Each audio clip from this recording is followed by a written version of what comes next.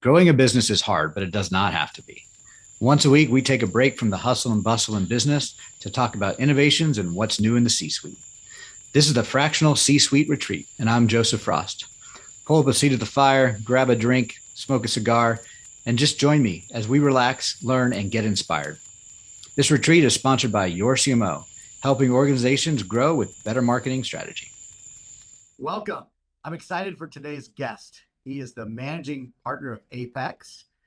Apex has been around for the last 6 years, working with manufacturing and distribution companies. And recently, Steve Thornton has joined the Pinnacle Business Guides. I'm excited to have Steve on the show. Welcome, Steve. Hey, thank you very much, Joseph. I'm happy to be here and I appreciate the opportunity. Great. Well, before we get into much detail, I want you to share one thing that you've been thinking about recently that you think C-suite executives should be thinking about more than they are today, but maybe just haven't had a chance to consider it. Well, one of the things I think is really important for a C-suite executive, I know it was for me when I was in the corporate world, is to know where am I making money and where am I not. In other words, what's the profit sweet spot? When I get an opportunity, is this good business or bad business? And should I take it or not? And I think some definition around that, I think is something most should want to know more about. Well, it sounds like, looking at a P&L could tell them that, right? Isn't that the easiest way to do that? Well, you would hope so, but it's typically not the case. Typically, most companies struggle with knowing, is this good business or bad business? While they get some financial reports, the mix of products and customers and so forth are so different in terms of size of order, the type of product or type of service that, comparing gets to be very difficult. And so many of them don't have good data and don't have the ability to do the analytics to decipher it and categorize it in a way they can act on it.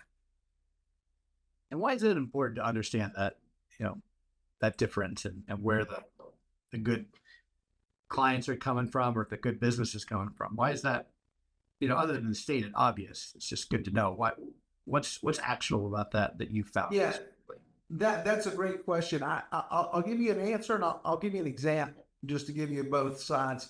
So the answer is that if you don't really understand what's good business and what's not good business for you, then you're going to go out and your sales team's going to go out and maybe get more of that bad business. That's one.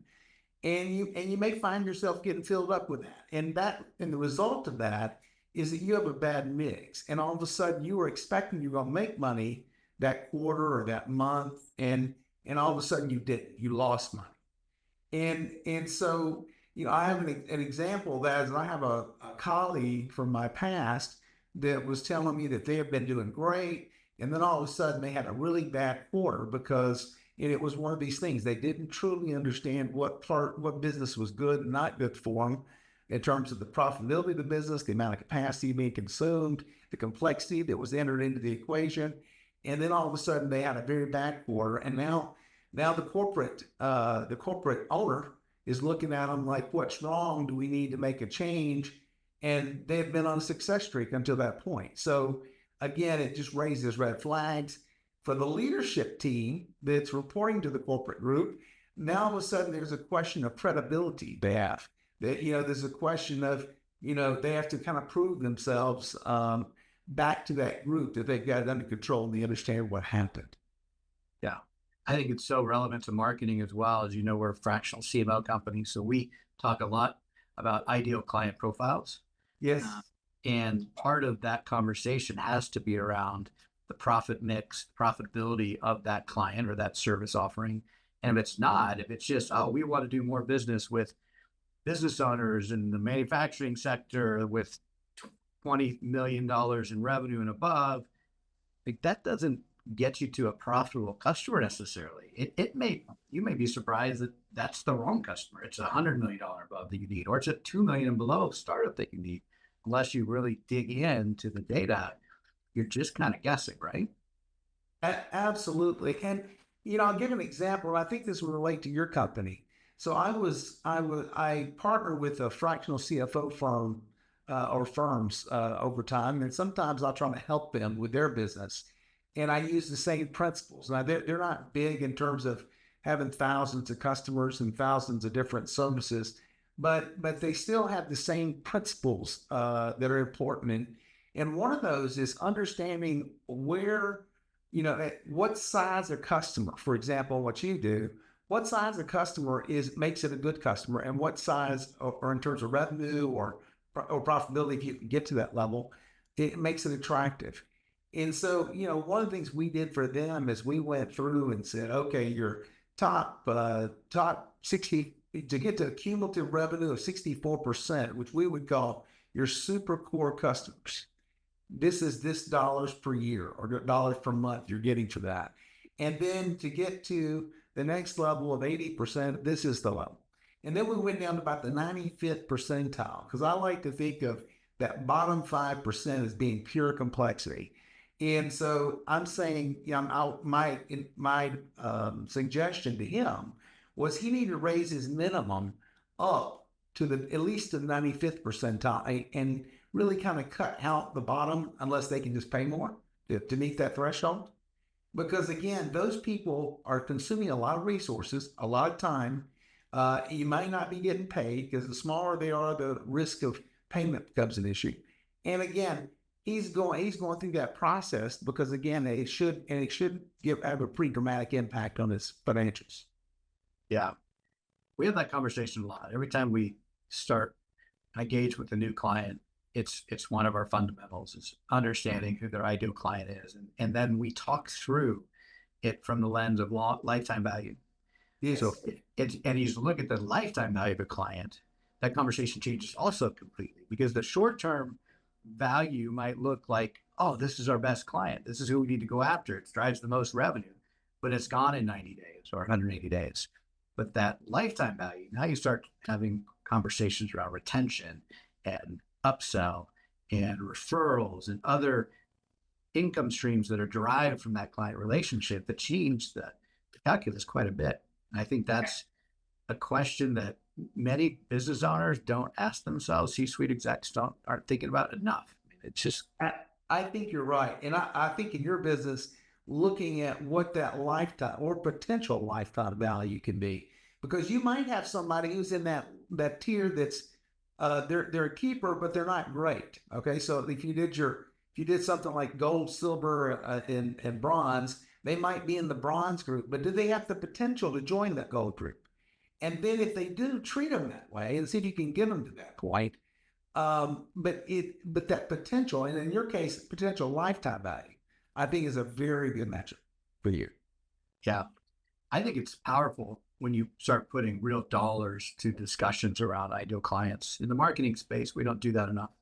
We talk about demographics and psychographics, geographics, but when you start putting dollars around it, it gets interesting.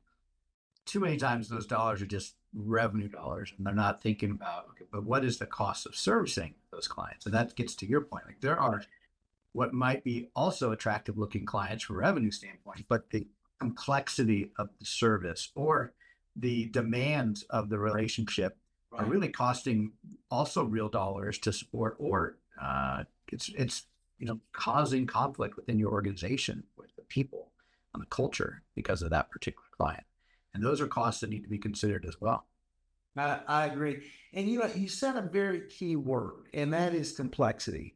And a complexity is going to naturally occur. Every time you add a customer, every time you add a service or product, you've added complexity. You add a new employee, it's more complexity.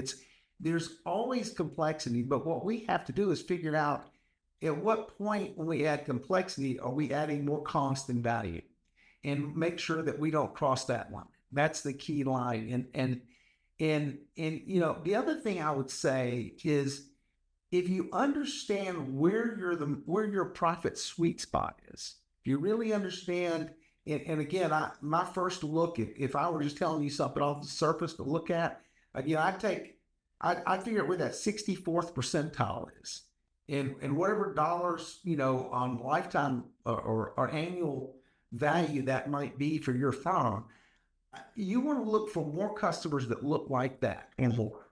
That's Seems like focus yourself suffers. so that 64th percentile seems like an interesting number and target. How did you get there? Well, we're our basis is 80-20. So we do the 20% gives you 80. And there's a number of other things that go that same distribution. Well, we like to look at the 80 of the 80, and that's where we got the 64. And so for us, if I were in your case, I'd probably say, okay, I make my goal that 60 gold level, that 64th percentile. I'd probably go 64 to 80 as my silver, and then bronze would be beneath that. Now probably around that 95th percentile, I'd be looking at shit.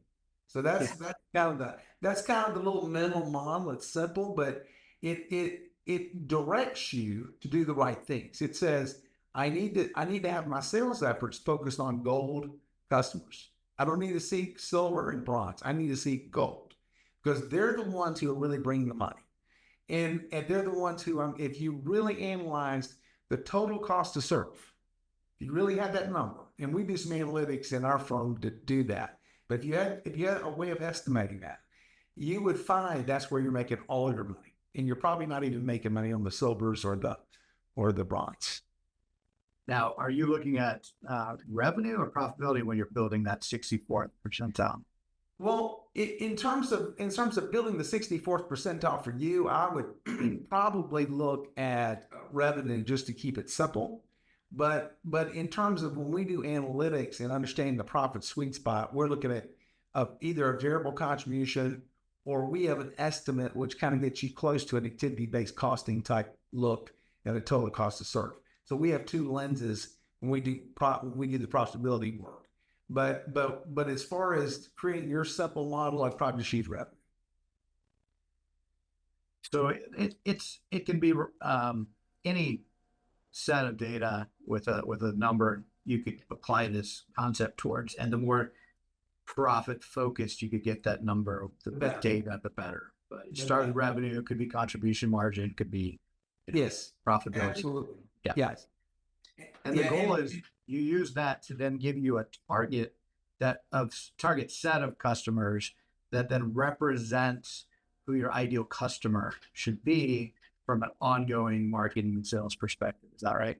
Yeah, and we look at both the customers and the products, and then we do kind of the cross of the two to get the ideal. Yeah, kind of concentric circle.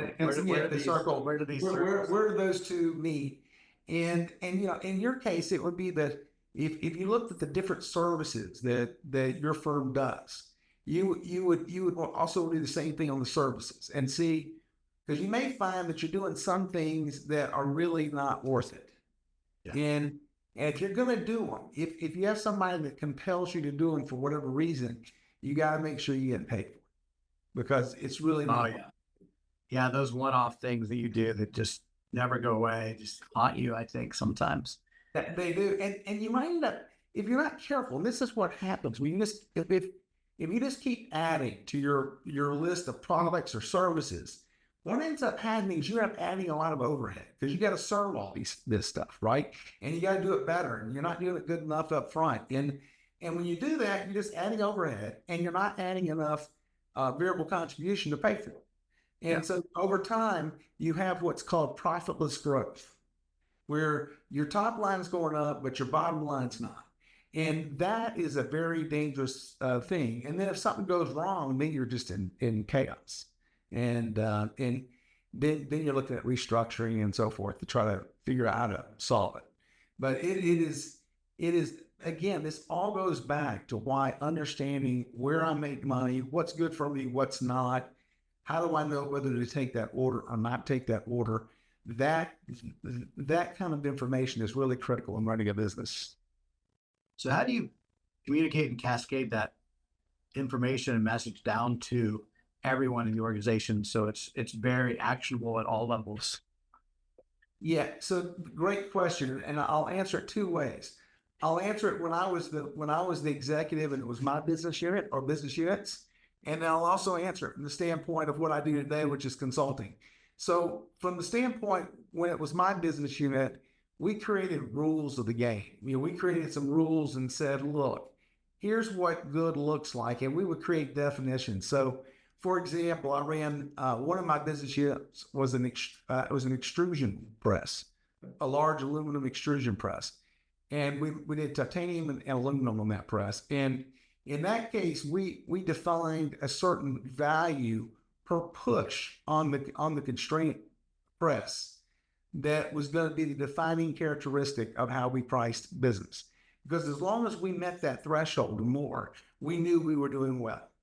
And so we were able to translate something very practical that they could all say, yep, it fits or doesn't fit. So you want to make it, and then when you do that, and you also define the kinds of customers that tend to give us that type of work, and the times, now all of a sudden the sales team knows what to go pursue. They know they know what to avoid, and they know what to pursue. So ultimately what we want to do is make it as practical as possible for them to stay in the zone that's going to be in the profit sweet spot. And as a consultant, I basically do the same thing from the other side. Whereas, to be honest, as a leader, it was easy because it was a direction I could give. But as a consultant, I have to teach and try to persuade and try to show the way. So it's a little different, more effort to make that happen. But that's what we do. We try to make it really practical at the end of the day. We start off with a lot of analytics, so you'd be kind of blown away with all the analytics. But we get to the point of, okay, now how do we give this to them in a practical way they can go execute every day? Tell me a little bit about your practice. You've got Apex, which does this profitable growth consulting that you're talking about. It also does some operational excellence, mainly in the manufacturing arena. And then you've got your Pinnacle Business Guides Yes. framework, where you provide strategic planning and coaching on a business strategy standpoint. How do they all fit together? Which hat do you wear? Like, what are you wearing right now? So the hats, I don't do the operational excellence anymore, other than if I have a Pinnacle client who needs it, and then I'll do it for them. But my focus is around Pinnacle, trying to grow that Pinnacle practice we have, which again, what I like about it, and then I'll go to the other. What I like about the Pinnacle is that you're dealing with the entire business. You're trying to help get the model right. It starts with why are we here? What are we trying to do? We then get into how are we going to win in the marketplace, which gets into the value proposition, how we know it's good or not good. It might have been good enough till now, but it may not be good enough to go where we want to go. And then you get into, which is the most important element, is do I have the talent in the culture to win? It's kind of like we in sports, we embrace that we need great talent, and we embrace that you got to have this certain culture to win. But oftentimes in business, we don't take it as seriously, and we try to start accepting things that we shouldn't accept, whether it's behaviors or it's non-performance. And so we have to fix those things. And then the other thing is having the right KPIs. In other words, how do we know if we're making progress or not in both leading and lagging? And how do we, and so that's another piece of it. And then do we have the right playbooks and training and all those things for us to be able to execute? So that's the kind of things that we deal with in Pinnacle. And it's exciting because you're dealing with all the elements. Your question was, how do these things flow together? Well, the other one I do, as I mentioned, we talked about earlier, was profitable growth. Well, when I'm working with a Pinnacle client, one of the things I want to do in the strategy session is understand where is the profit sweet spot. Because if we can play there, we can make a big improvement financially for that company right away. And we can get a very quick, significant impact.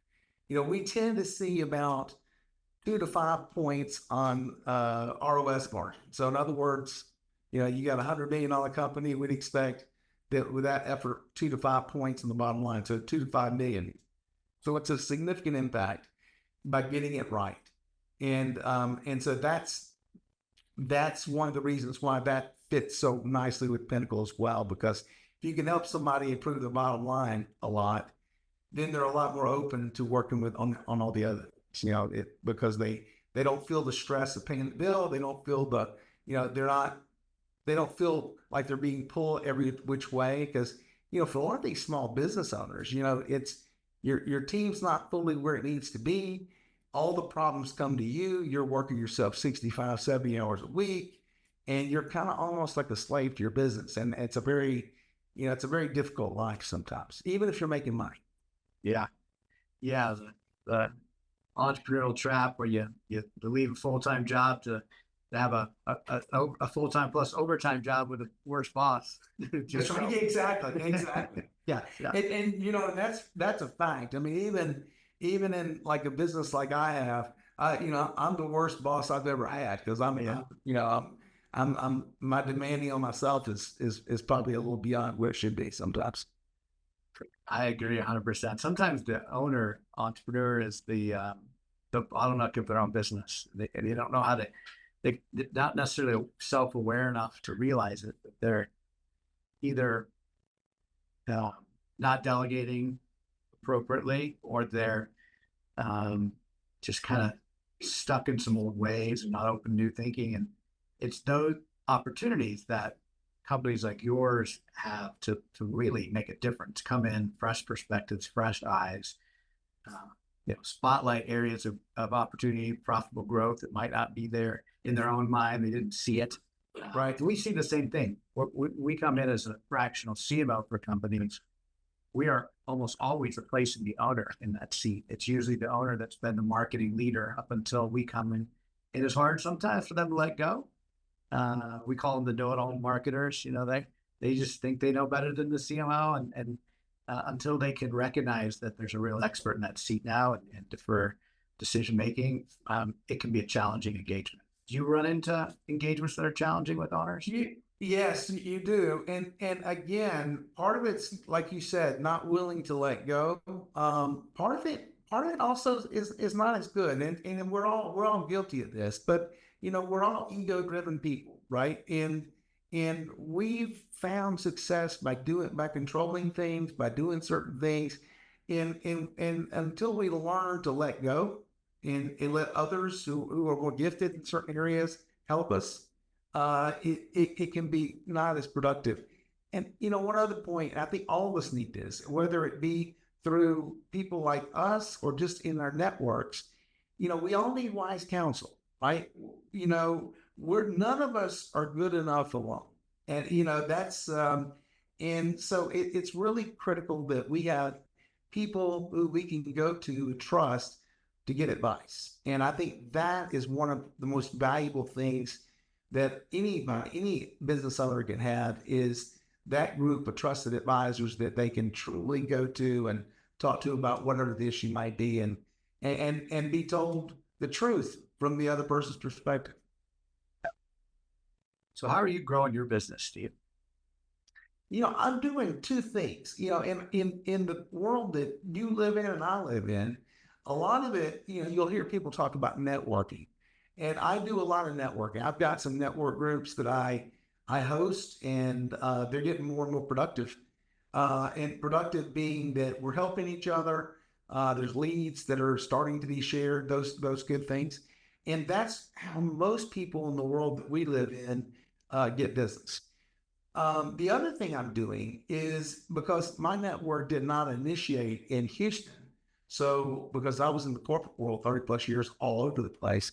So in addition to that, I'm also doing work. I send out an article. I get a top of funnel type of lead list off of open rates on funnels. And I've had this for about 4 years or more. And so I then send books to people, depending on the client and the potential fit. I'll either send one on precision growth, which is around the 80-20 profitable growth, or I'll send them a book on Pinnacle.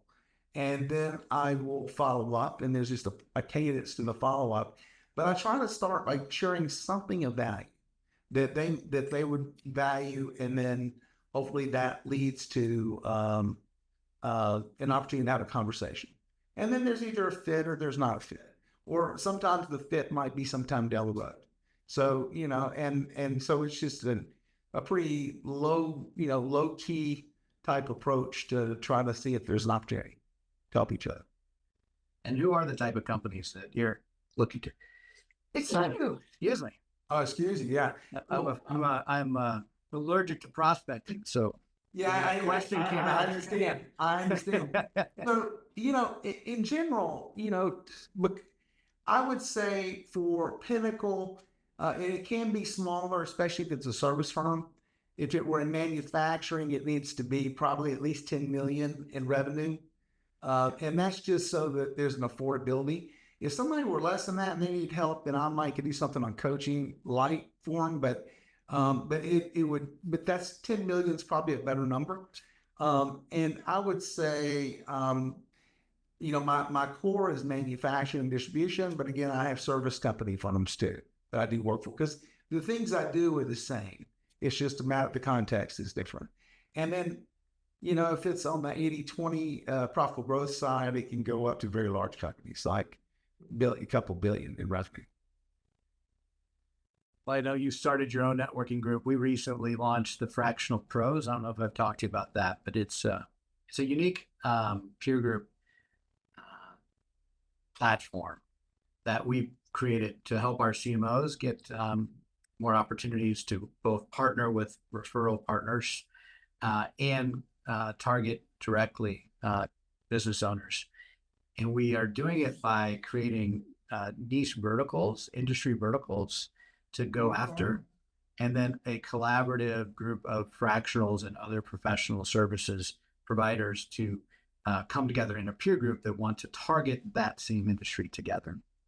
So I think that's the way the future is heading with our type of business, Pinnacle specifically in fractional work. It is very word of mouth driven, so the referral relationships are important, but the industries and the specialization is becoming more important in the eyes of the business owners that they're asking for, and they want to see somebody who's been here and done it because they can demand that now that there's enough fractionals in the market space and coaches and other professionals that they can get access.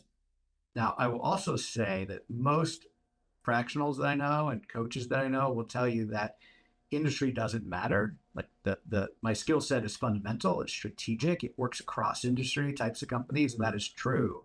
But the audience, the customer, the ideal client profile does appreciate the industry knowledge as part of the package that they can get. Yeah, and I think, as I mentioned, I have clients on all sides. But when I go into a manufacturing operation in particular, for me, it's natural. And it's because when you've operated in the world 30 plus years, you kind of know your way around, right? And even though I can translate, and I do, in other venues, it's not the same. I mean, I'm definitely faster up speed up. Yep, exactly. And the other thing I think is great about the fractional space, which is more your world, is back when I was in the corporate world, it wasn't as known or available. This goes back to, I guess, to mid 2015. Yeah, there were some out there, but it wasn't as prevalent or as known. And the ability to get a fractional CMO versus having to put them on staff, even if you're a bigger company, because it's not about saving money. It's about getting impact.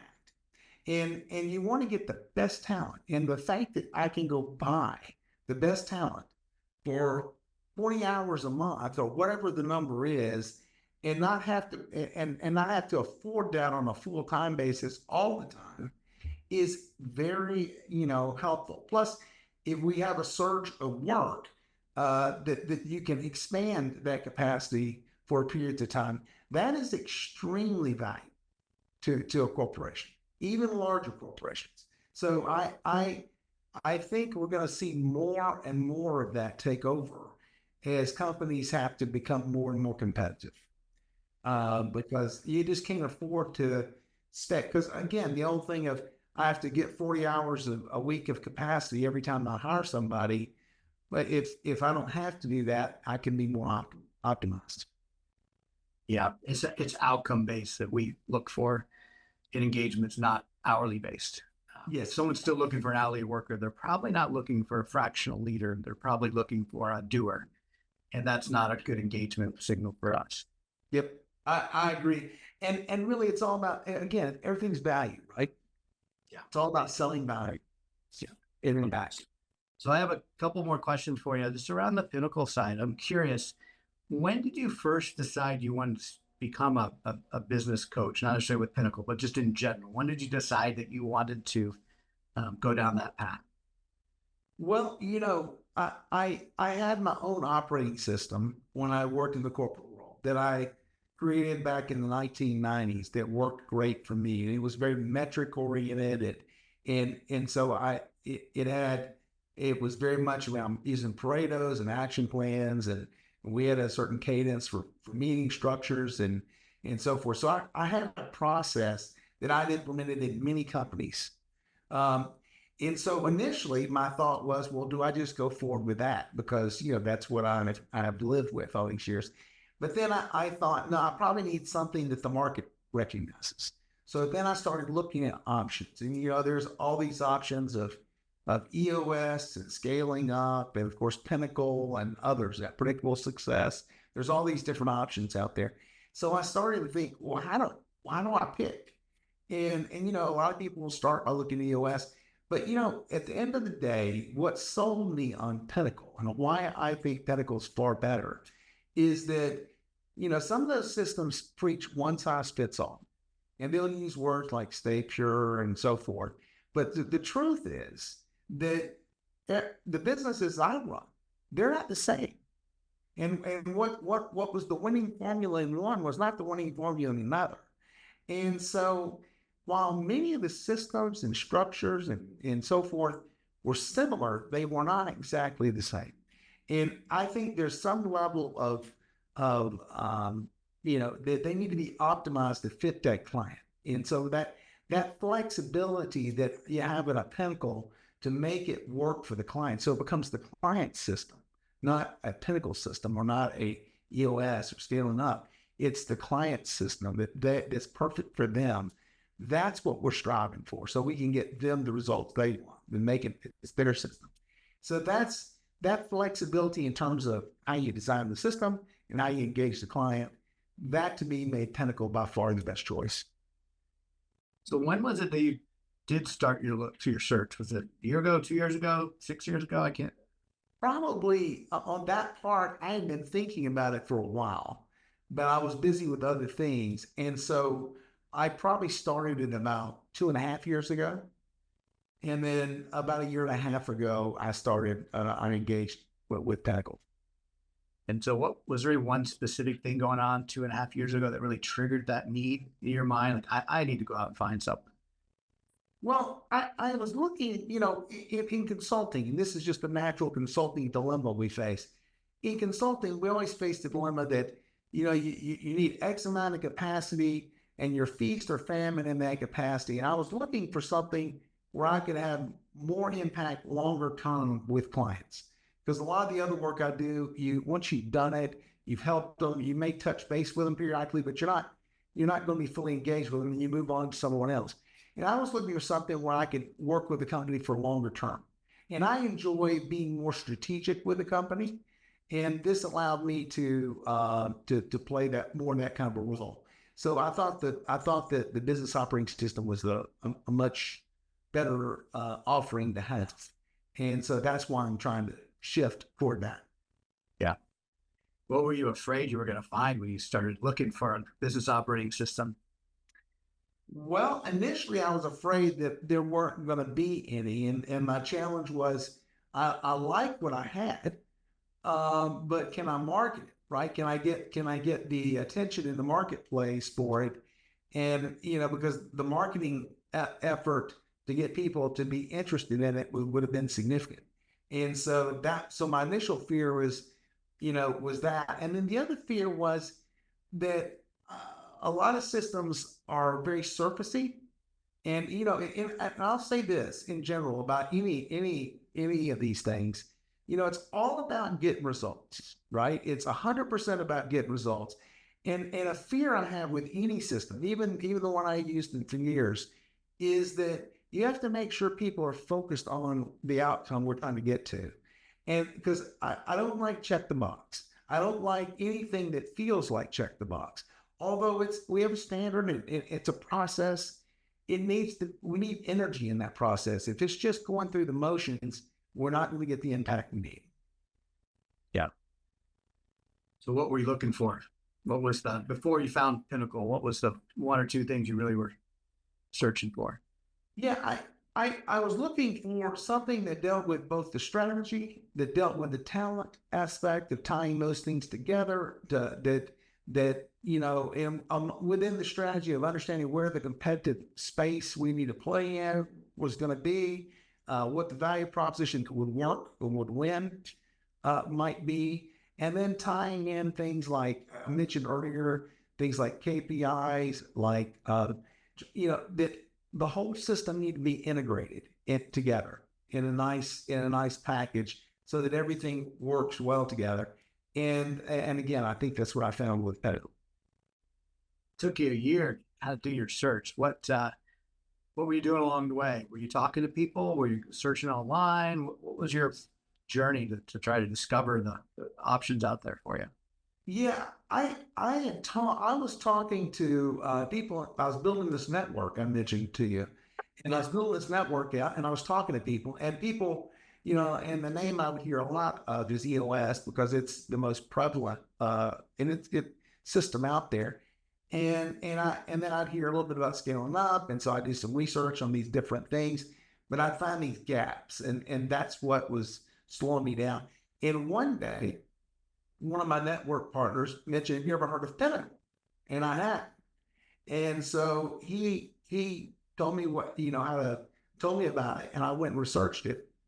And I went online and connected with Greg Cleary the next day. And then within a week or so of that, I signed up. So I was sold pretty quick. Greg's a phenomenal salesperson. Yeah, just so you know. So yeah. Yeah, I do not. Yeah. Yeah. So what was the ultimate decision criteria for you when you made that choice to go with Pinnacle? What were the one or two things that this is it, this is why? Well, I think the fact that it did not tie my hands. In other words, I could work with clients on profitable growth on one hand. If they had an operational problem, I could feel free to engage with them on that, whether for free or not. And then I also could do Pinnacle. Some of the other things you might find out there, they are, if it's a franchise, then it's the franchise's client, and you can't only do what they have authorized you to do. You can't engage those clients in other ways. Yeah. Well, that's it's a great journey, and I'm glad you're at Pinnacle. But we're proud to be partners with Pinnacle.